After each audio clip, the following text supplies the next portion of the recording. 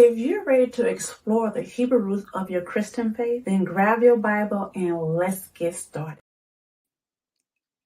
Shalom, shalom. Welcome to Reconcile the Kingdom, where we're working towards becoming a harmony of the whole word of truth.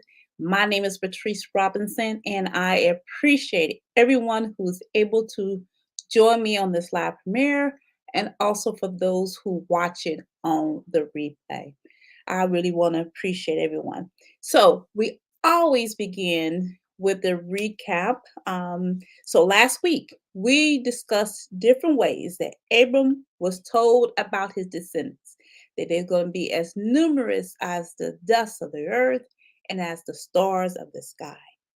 And of course, we went over the blood covenant. I'm pretty sure that was most people's attention span in that area is the blood covenant.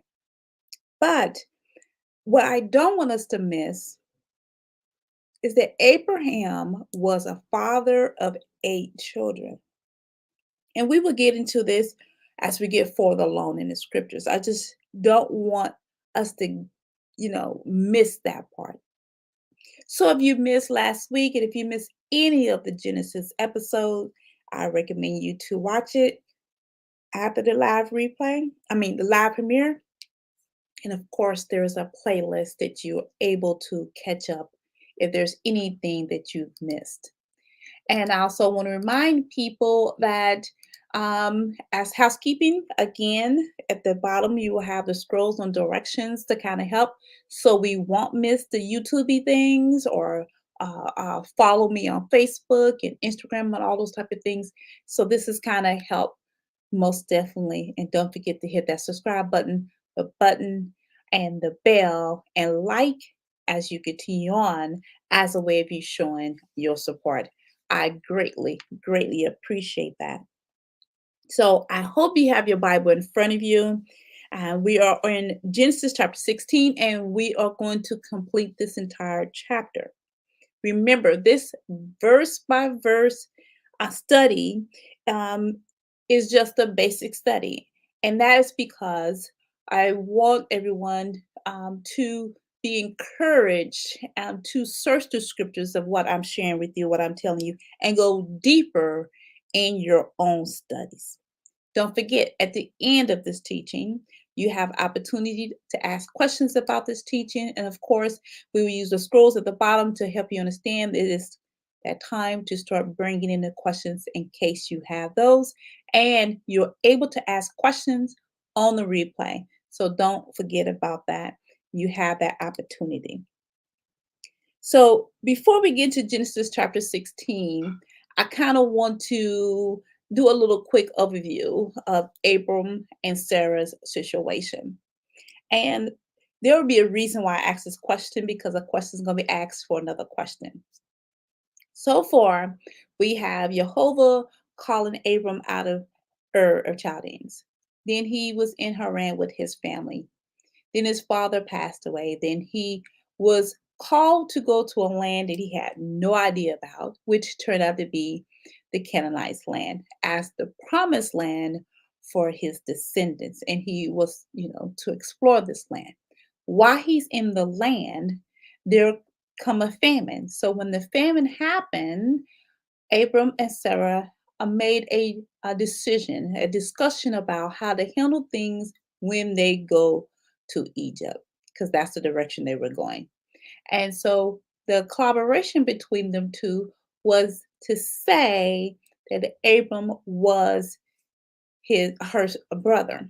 And this is to save his life, because they would kill him and take her as their wives. So, and she was beautiful. So he knew the risk that was going to happen. So he assumed this is what he needed to do.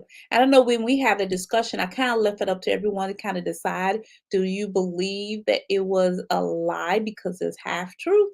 But I always believe that a half truth is deceiving.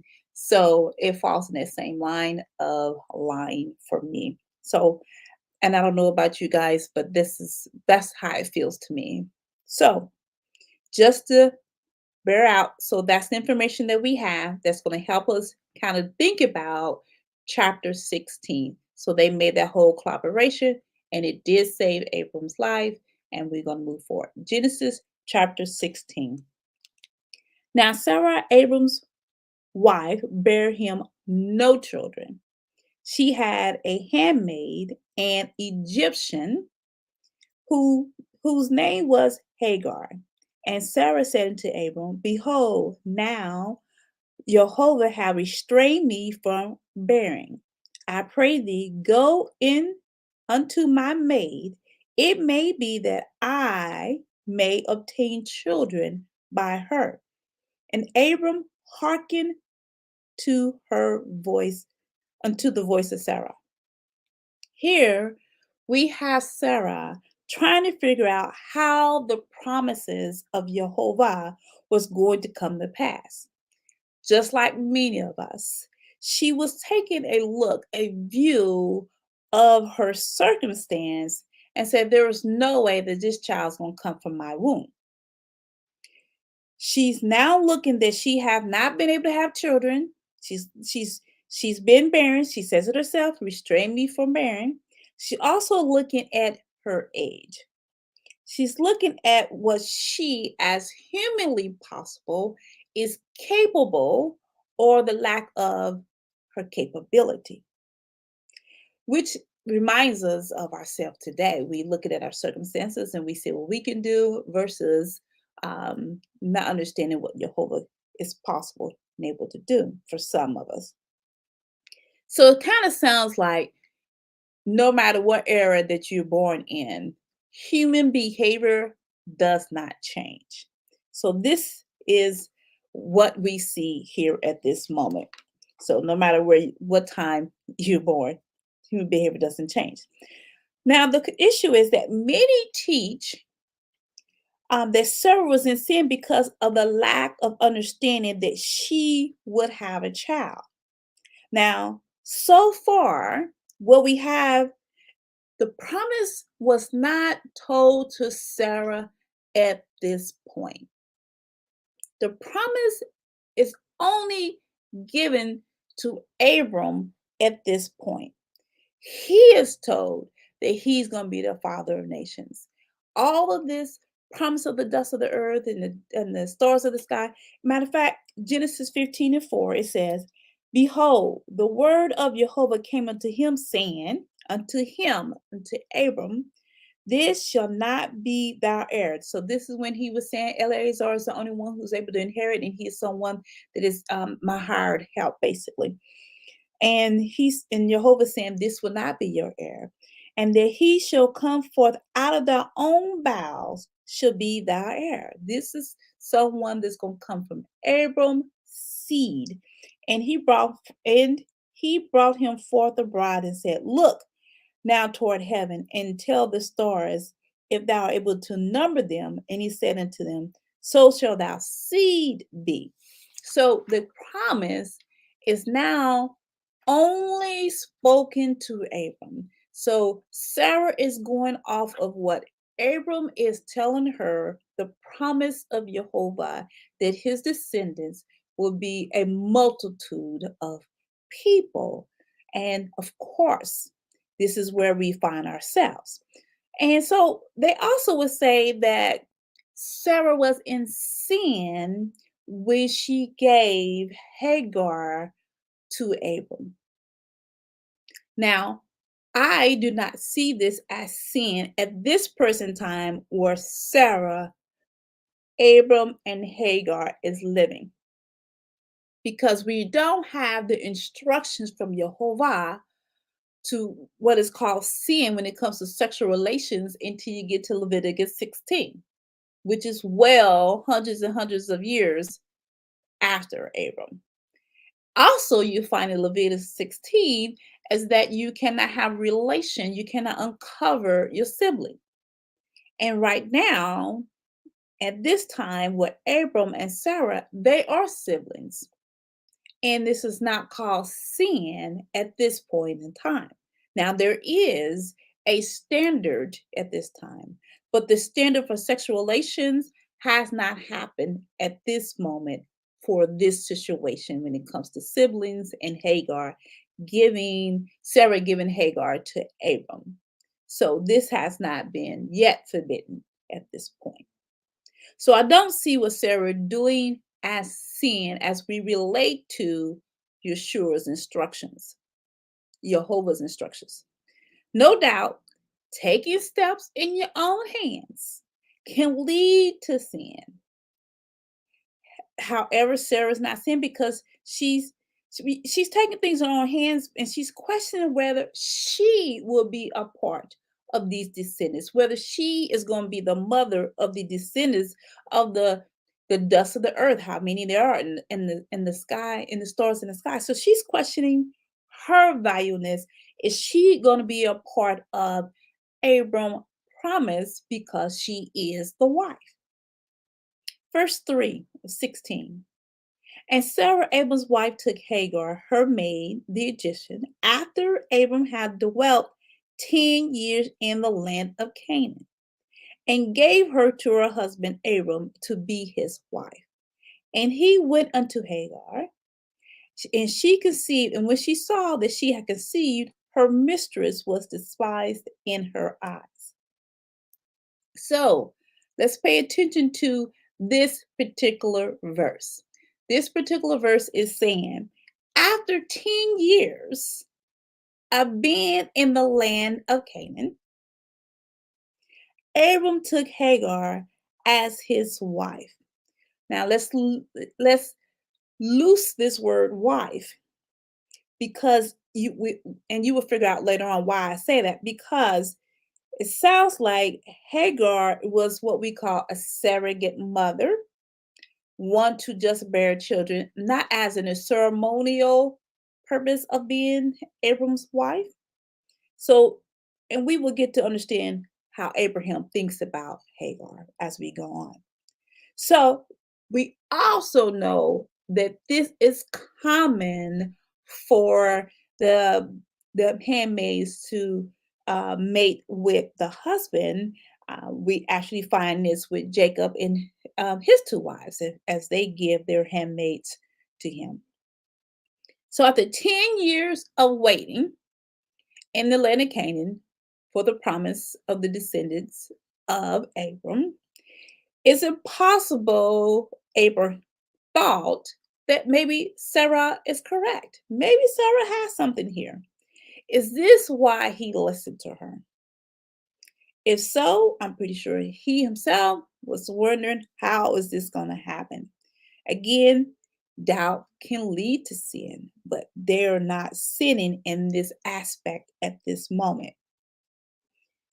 Now, what I shared with you at the beginning about Abram and Sarah making this collaboration to tell Pharaoh that they are siblings versus we are siblings plus husbands and wives. Is this why Abram gave it to Sarah? So this is, I've heard this as a decision because it's quite possible he gave in because she saved his life. But we don't fully have the answer of why, but we can basically have a little theory, I guess, of why. Verse number 5. And Sarah said unto Abram, my wrong be upon thee. I've given my maid unto thy bosom, and when she saw that she conceived, I was despised in her eyes. Yehovah judge between me and thee. But Abram said unto Sarah, behold, thou maid. Are we paying attention how Abram addressed Hagar? He didn't say my wife. He said, thou maid is in thy hand to do to her as it pleaseth thee. And when Sarah dealt hardly with her, she fled from her face.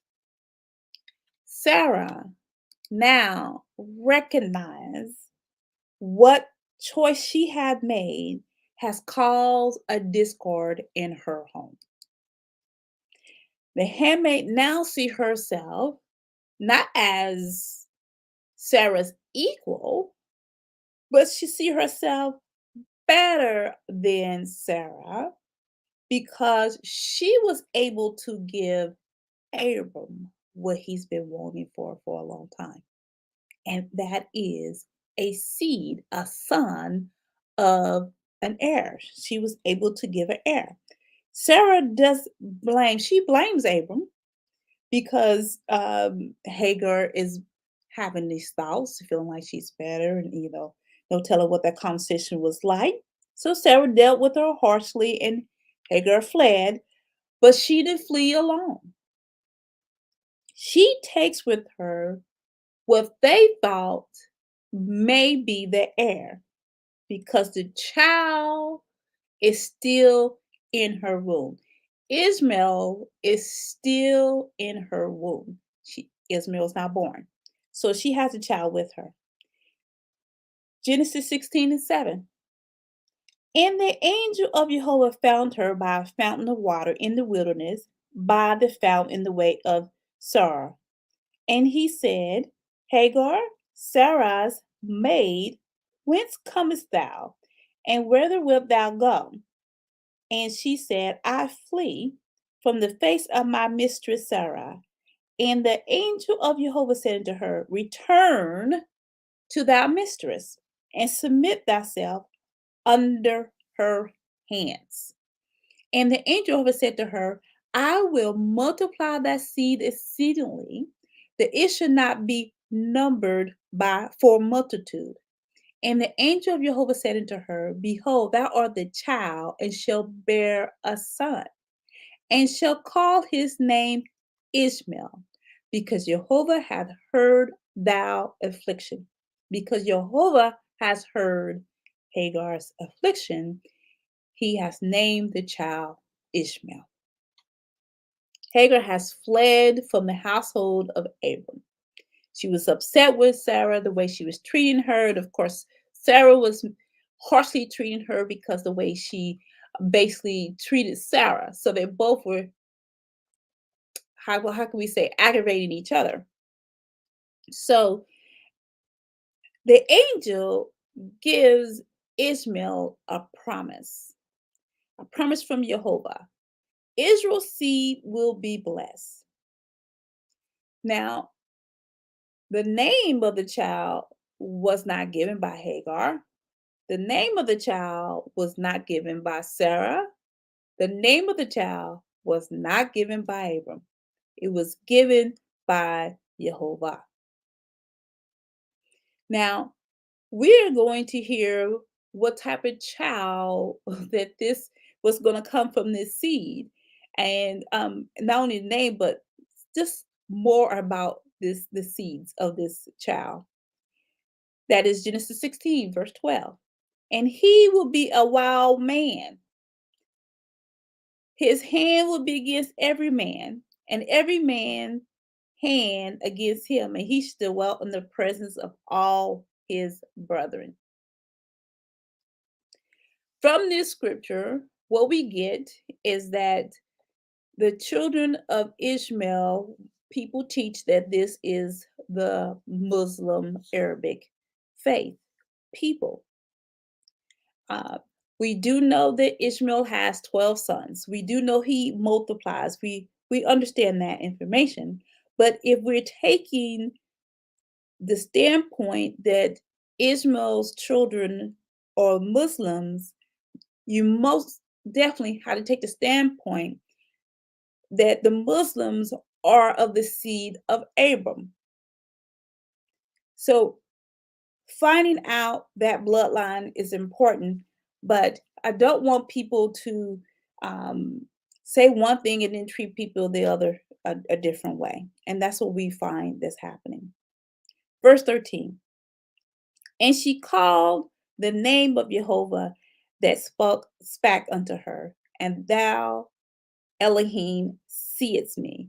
For she said, have I also here looked after him that seeth me? So this is the conversation that she is saying, that she sees Yehovah and he sees her. And then what we have is a well. Now is called Bir Laharo. And this is between Kadesh and Beard. Now, she didn't name the well. That name came from a name that she called Yehovah, which means thou Elohim seest me. And this is where we get that name from. I think later on they named the well after what she has stated. So Hagar bare Abram a son. Abram called his son's name, which Hagar bare Ishmael. So we know that Hagar had to come back home because the angel told her to come back home and serve Sarah. But we know she came back home and had to tell Abram, this is what happened, and this is the name and everything like that, because we find that Abraham names Ishmael his name. Now, and Abram was 60 years old, and Hagar bare Ishmael to Abram. So Abram is now 86 years old when Ishmael was born. 86 years old. So they would spend 10 years in the land of Canaan waiting on the promises of Yehovah, trying to figure things out. How is this child, how is he going to have the descendants? Where is this going to come from? Because Sarah is so concerned that she can't have any children, but she know the promises of Yehovah. So she tried to figure it out. Abram couldn't figure it out. He agreed, and here we have Ishmael. And we have discord in her home because of the choices she made. So as we are husbands and wives, we do have to listen to Yehovah and think about the things that we're going to be doing and how it's going to affect everything before you make your decisions. That's something that we have to do as husbands and wives. And I don't want us to forget what we're supposed to do as our role. So I'm hoping that this chapter 16 help us understand what we're supposed to be doing and not trying to take things in our own hands and make things happen. What I have learned on this journey and something that I've been practicing since the end of last year, maybe November or October, I believe. It might have been sooner than that. But as far as I could think back, I have begun to pray my prayers as what let your will be done, not mine. Let your will be done, because if I put my hands in it, it will cause a lot of problem. By me asking Jehovah for his will to be done as it is in heaven, it helps me to pray and leave all the concerns or stresses or anything like that on him to help me figure out how to work those things out. So that is very helpful to me, and I hope that that is helpful for you on this journey. And I know some people find it scary to say to Jehovah, "Let that will be done in their lives." But I think that's operating in fear, and we should not be operating in fear. We should not be living our lives in fear of His will being done. It's important that we let His will be done. We may not like it, we may not like the direction it's going in or what's been said, but you have to ask Him, one, for the way of escape, especially because we get ourselves in it. And you have to ask for His grace and His mercy to handle the situation that you're in. So I'm hoping that reading about Abraham chapter 16 and reading about Sarah and everything that's going on, how they put things in their own hand and it caused discord in their home, that we learn from this. Everything that's written is for us to learn from. So don't look at this as stories. Look at this as actual events that you can learn from.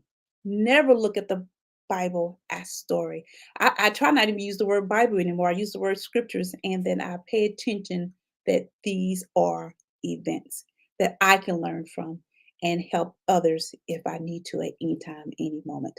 So, if we have any questions, I'm going to share all comments, and I appreciate all comments.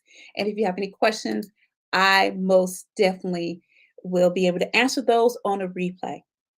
So, as always, man does not live by bread alone, but they live by every word that proceeds out of the mouth of Yehovah.